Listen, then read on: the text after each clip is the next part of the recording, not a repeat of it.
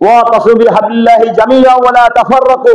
এই আয়াতের দিকে খেয়াল করে আমি সমস্ত ধর্মপ্রাণ মুসলমান ভাইদেরকে উদারত আহ্বান জানাবো, যত ঝড় তুফান চলে আসুক না কেন, ইসলামের ক্ষেত্রে আমরা সব এক হয়ে যাব।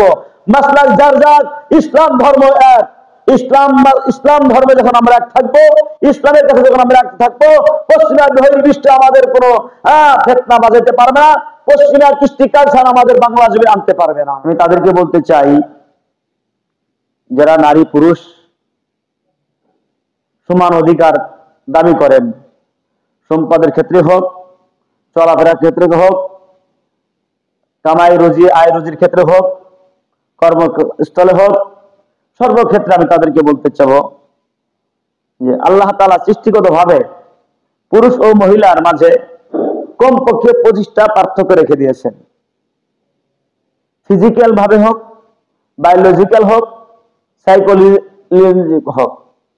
সাইকোলজিক্যাল যে আমরা বলি, বায়োলজিক্যাল বলি বা ফিজিক্যাল ভাবে বলি, এই তিনটা ভাবে যদি আমরা খেয়াল করি, সব ক্ষেত্রেই মহিলা পুরুষের অনেক ডিফারেন্স আছে, পার্থক্য আছে।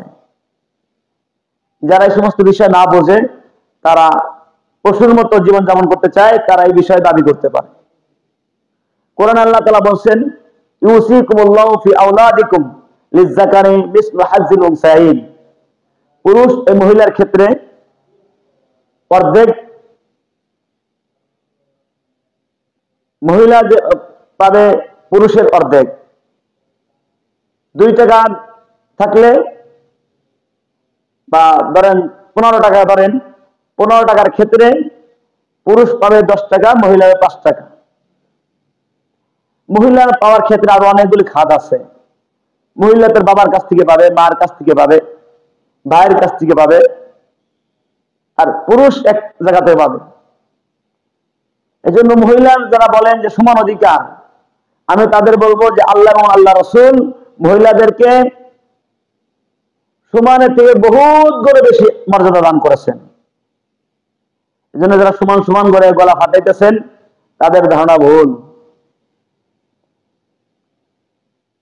একটা বিষয় আপনাদের মাঝে বললাম, আর কিছু মহিলারা, মা বোনেরা আমেরিকার কৃষ্টি কালচার আপনারা বাংলার জমিনে আনতে চান, বাংলা জমিনে প্রতিফলন ঘটাইতে চান। আমি তাদেরকে বলবো, আমেরিকা নিয়ে গলা ফাটান, পশ্চিমাদের কৃষ্টি কালচার নিয়ে বাংলা জমিনে আনতে চান, তাহলে আমেরিকা গণতন্ত্র চলতেছে প্রায় 218 বছর যাবৎ। 218 বছর যাবৎ যদি যে গণতন্ত্র চলতেছে, সেখানে 47তম প্রেসিডেন্ট হলো ডোনাল্ড ট্রাম্প। এই 47 বছর ধরেন অথবা 218 বছর যাবৎ ধরেন, এখানে একবারের জন্য হলেও প্রেসিডেন্ট মহিলা আনা হয় নাই। এখানে তো বৈষম্য রয়েছে, এখানে তো সমান সমান অধিকার দেওয়া হয় নাই। তাহলে আমেরিকার নিয়ম নীতি, কৃষ্টি কালচার বাংলা জমিনে কেমনে আপনি আনতে চান? এই জন্য যারা এই বিষয়ে না বোঝে দাবি করেন, তাদের যুক্তি একেবারে অযৌক্তিক। আমরা মহিলা পুরুষ, নারী পুরুষ সমান অধিকার দাবি করি। মহিলা দ্বারায় পেশাব করতে পারবে না, পুরুষ দ্বারায় পেশাব করতে পারবে। মহিলা তার গর্ভের ধানিতে রেহেমের ভিতরে তার সন্তান রাখতে পারবে, ছেলে তার পেটের ভিতরে সন্তান রাখতে পারবে না। এখানে আল্লাহ তাআলা সৃষ্টিগত ভাবেই পার্থক্য করে দিয়েছেন। যারা ভাবে সমান সমান ভাবে দাবি করেন, এটা অযৌক্তিক। আমরা কিছু মানুষ দাবি করি যে আমাদের পারিবারিক ভাবে সিভিল ল চালু চাই। মুসলিম পার্সোনাল যে ল আছে, এই ল যেটা কোরআন হাদিস অনুযায়ী চলে, আর সিভিল পার্সোনাল ল যদি দেওয়া হয় তাহলে মারামারি বাঁধবে। একই পরিবারে যারা নামাজ পড়ে, যারা কোরআন হাদিস বিশ্বাস করে, আর একই পরিবারে যারা নাস্তিক মুরতাদ, তাহলে তাদের ভিতরে লাগবে মারামারি। যারা কোরআন অনুযায়ী চলে, নামাজ কালাম পড়ে, তাদের সাথে আর এদের সাথে একটা ফিতনা হবে, সৃষ্টি হবে। এই জন্য মুসলিম পরিবারে 80% বলেন, 90% বলেন, বা 99% বলেন, এই 90% বাংলার জমিনে মুসলমান থাকতে এই কুসংস্কার নামে কু দাবি করা, এটা একটা বড় একটা ফিতনা। এই ফিতনা আমাদেরকে সরাইতে হবে। আমরা কিছু দাবি করলে সেই দাবির ভিতরে একটা শর্ত থাকে।